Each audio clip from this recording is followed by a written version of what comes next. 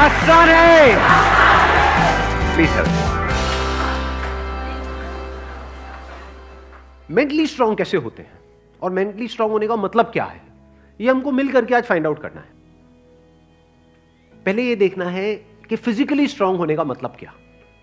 Sir physically strong को कह सकते हैं कि जिसके पास स्ट्रेंथ, स्टेमिना और एंड्योरेंस तीनों हो तो उसे फिजिकली फिट कह। Excellent point, let's give big hand for him.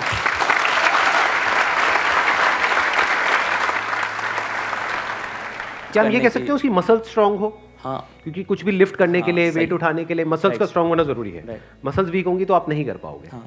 है ना, जो ओवरऑल स्ट्रक्चर है उसमें बोन्स भी आ गई, मसल्स भी आ गई, वो स्ट्रांग होनी चाहिए, उसको हम फिजिकल स्ट्रेंथ बोल सकते हैं। अभी यही फंडे जो हम फिजिकल में देख रहे हैं, इसी को मेंटली देख करके और फिर समझने की कोशिश करेंगे स्टेप बाय स्टेप कि उसका मतलब क्या। कि फिजिकल स्टेमिना तो हमको समझ आता है कि फिजिकली हम जल्दी ना थके।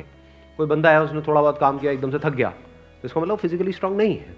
जैसे बहुत लोग होते हैं, जैसे ही अपनी फिजिकल ट्रेनिंग करते हैं, कुछ भी करते हैं, हल्का सा भी दर्द होता है तो छोड़ देते हैं, छुई मुई टाइप के, है ना, तो बड़ा दर्द हो रहा है, भाई दर्द नहीं होगा तो बनेगी कैसे, है ना। Right sir. तो हल्का सा भी कुछ होता है तो छोड़ देते हैं, एंड्योर नहीं कर पाते हैं पेन को। Yes sir. तो पेन को एंड्योर करने की जितनी हमारे अंदर पावर है उसको हम एंड्योरेंस बोल सकते हैं। सर मेरे हिसाब से फिजिकली स्ट्रांग होने का मतलब ये है कि सबसे बड़ी चीज़ ये है कि बीमारियों से दूर होना चाहिए उसे। अगर मतलब कई बार ऐसा होता है कि हमें फिजिकली स्ट्रांग दिख रहा है पर्सन, बट वो होता नहीं है। यानी कि एक बंदा हो सकता है वो फिजिकली हमको स्ट्रांग बाहर से दिख रहा हो और वेट भी बहुत अच्छा लिफ्ट कर रहा हो, और लेकिन उसकी इम्यूनिटी वीक हो। Yes sir. तो हम कह सकते हैं अंदर से वो बंदा कितना स्ट्रांग है। यानी कि जो भी डिजीजेज है, मतलब जो भी बीमारियां हैं, उनसे लड़ने की उसके अंदर कितनी पावर है उसकी बॉडी के अंदर। Yes sir. एक तो फिजिकल पावर, एक है उसकी इम्यूनिटी हम बोल सकते हैं। Yes sir. अब एक एक करके इन पॉइंट को देखते हैं कि मेंटल स्ट्रेंथ में किस तरीके से हम अप्लाई कर सकते हैं। सबसे पहले बात हमने करी फिजिकली स्ट्रांग होने का मतलब क्या, स्ट्रेंथ। मतलब आप कह लो वेट उठाना है। जैसे कहीं हम जा रहे हैं रेलवे स्टेशन पे, यहाँ पे, वहाँ पे, एयरपोर्ट पे, और अगर दोनों हाथ में पूरा भारी भारी पूरा भरा हुआ लगेज है, जैसा हम लोग इंडियंस ज़्यादातर लेकर के जाते हैं, लगेज बंदे से भारी होता है, सही है नहीं है? तीन तीन बंदे बैठ बैठ करके उसको पैक कर रहे होते हैं घर पे, माँ चढ़ी होती है और साथ में बच्चे भी, बेटा तू भी आ जा, तू भी आ जा, पति अरे तू क्या देगा, इधर बैठ। सारे बैठे हुए हैं और उसको बंद कर रहे हैं, फिर उसको उठा रहे हैं, है ना। तो कहने का मतलब है कि अगर आपकी मसल स्ट्रांग है तो आप उठा लोगे, एफर्टलेसली उठा लोगे। इसी को तो फिजिकल स्ट्रेंथ कहेंगे। एक है बहुत एफर्ट लगा के आपको कुछ छोटा सा काम करना पड़ रहा है, एक है बहुत बड़ा काम भी आप कर रहे हो बिना किसी एफर्ट के। क्यों? क्योंकि आपकी बॉडी स्ट्रांग है, आपकी मसल स्ट्रांग है। बिल्कुल इसी तरह से थिंकिंग मसल्स, यानी कि कोई प्रॉब्लम आई तो आप ये देख सकते हो आपकी थिंकिंग मसल्स कैसी है, बेस्ड अपॉन कि आपका रिएक्शन कैसा है जब कोई आपकी लाइफ में प्रॉब्लम आती है। तीन सिचुएशंस हैं यहां पे, तीनों को एक एक करके देखते हैं। एक है कोई बड़ी प्रॉब्लम आई हमारे सामने और हमने अपने हथियार डाल दिए और हम एकदम से परेशान हो गए, तो हम क्या कहेंगे, हमारी मेंटल मसल्स कैसी है, वीक है। मतलब बिल्कुल ऐसा हो गया कि लगेज थोड़ा सा भारी है तो लगेज भारी है, मैं नहीं उठाऊंगा। अरे भाई अपने आप को स्ट्रांग कर, मैं आगे ट्रैवल नहीं करूंगा। क्यों? क्योंकि लगेज भारी है, मैं तो यही रहूंगा, बस स्टैंड पे ही रहूंगा, मैं नहीं जाऊंगा।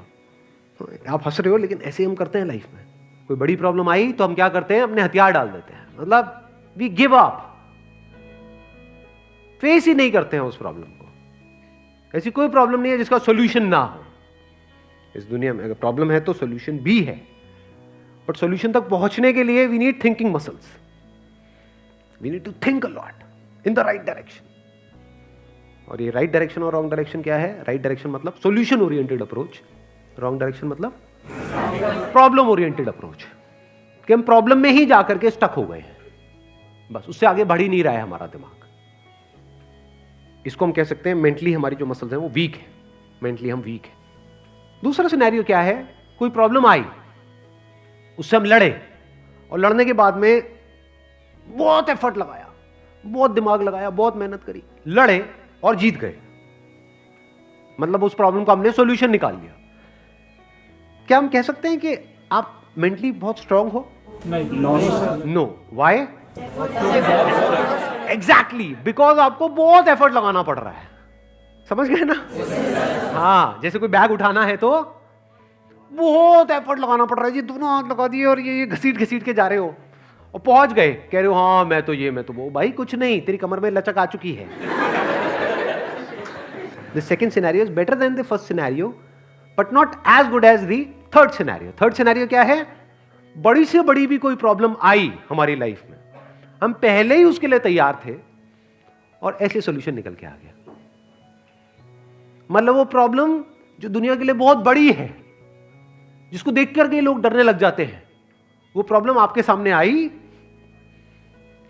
ऐसे सॉल्यूशन निकल गया, एफर्टलेसली काम हो गया। यानी एक बैग आपके पास में है 50 किलो का, ऐसे उठा लिया हल्के में। मतलब लोगों को देखने में लग रहा है कि अरे बैग तो बहुत हल्का है। बैग हल्का नहीं है, उस बंदे में दम है। तो कैसे लाइफ की मुश्किल से मुश्किल प्रॉब्लम्स को भी आप आसान से आसान बना सकते हो? कितना आसान बना सकते हो कि ऐसा लगे अरे इस बंदे को तो कोई एफर्ट ही नहीं करना पड़ रहा है। उसी को तो कहेंगे मेंटल स्ट्रेंथ, मेंटली स्ट्रांग होना। इसको अगर मैं समअप करूं, जो भी अभी तक मैंने कहा है उसको एक लाइन के अंदर अंदर, तो वो क्या है? एक कैटेगरी होती है लोगों की जो सिंपल से सिंपल प्रॉब्लम्स को भी कॉम्प्लिकेटेड बना देते हैं अपने माइंड में। 99% लोग ऐसे ही हैं इस दुनिया में। सिंपल सी प्रॉब्लम है, कुछ भी नहीं, उसको भी इतना कॉम्प्लिकेटेड किया हुआ है जैसे पता नहीं क्या हो गया, हवा बना दिया है पूरा का पूरा।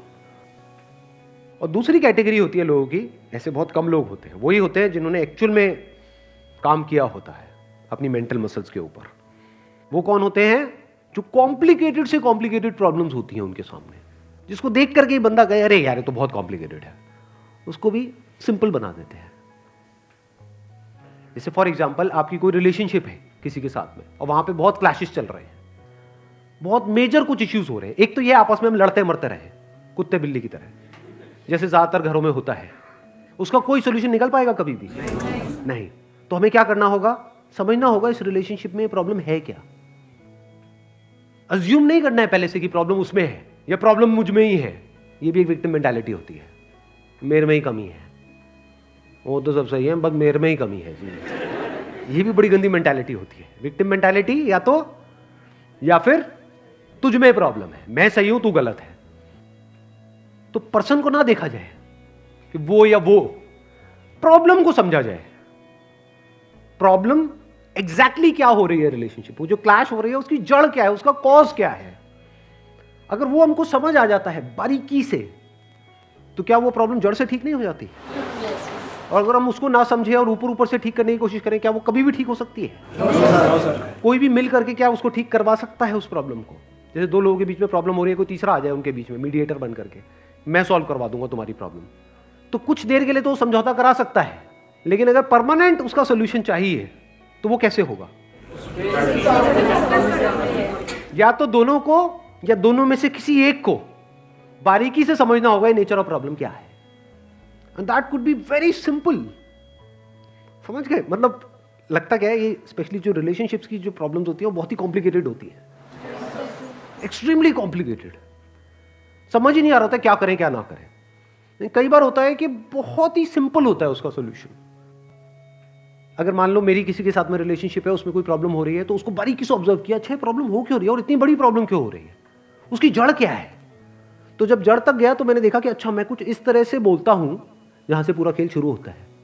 अगर मैं ये ना बोलूं तो, और इसकी जगह ये बोल दूं तो, क्या खेल अलग डायरेक्शन में नहीं चला जाएगा? दोनों का अंडरस्टैंडिंग होना बहुत जरूरी है। आप कह रहे हो दोनों की अंडरस्टैंडिंग होना बहुत जरूरी है। हाँ जी सर। ध्यान से समझना, अब ये प्रॉब्लम ओरिएंटेड अप्रोच है, सॉल्यूशन ओरिएंटेड अप्रोच है? ये प्रॉब्लम ओरिएंटेड अप्रोच है जिसका कोई दुनिया में सॉल्यूशन नहीं है। ये बिल्कुल ऐसा है कि सरकार को तो अपना काम अच्छे से करना चाहिए। ये जो चाहिए है ना, ये हम इंडियंस की नस नस में दौड़ रहा है। सड़कों पे सबको अपनी गाड़ी ढंग से चलानी चाहिए, रेड लाइट पे सबको रुकना चाहिए, ये होना चाहिए, वो होना चाहिए, यहाँ पे सफाई होनी चाहिए, दोनों को एक दूसरे को समझना चाहिए, जो कभी नहीं होगा। तो क्या हो सकता है, इसका सोल्यूशन क्या है? ये हो गई प्रॉब्लम ओरिएंटेड थिंकिंग कि हमारी लड़ाई की जड़ क्या है, मैं तो उसको समझता हूं, वो मुझे नहीं समझती। समझ गए ना? आ गई ना प्रॉब्लम। जबकि सोल्यूशन क्या है? मुझे ही समझना है, खत्म।